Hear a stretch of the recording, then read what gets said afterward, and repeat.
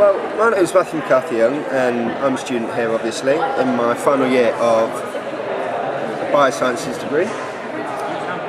Here I'm presenting my poster today for my dissertation, which is basically trying to find out ways of making biological organisms more interesting to the general public.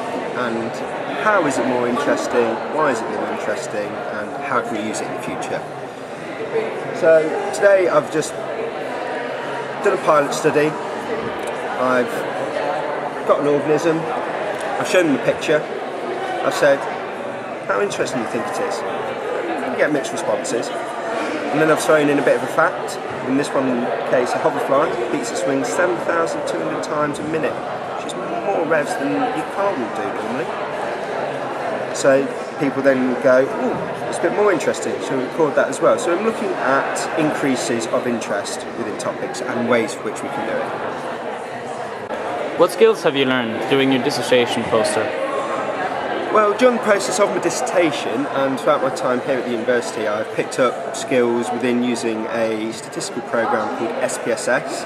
That has allowed me to do statistics on any data that I've collected, and therefore been able to interpret the data, results, analyse it, and see if there's any sort of, we call it a p-value here, it's a probability scale, and seeing how likely something is that it does actually mean something, if it's significant or not. That's a very useful tool that's been developed.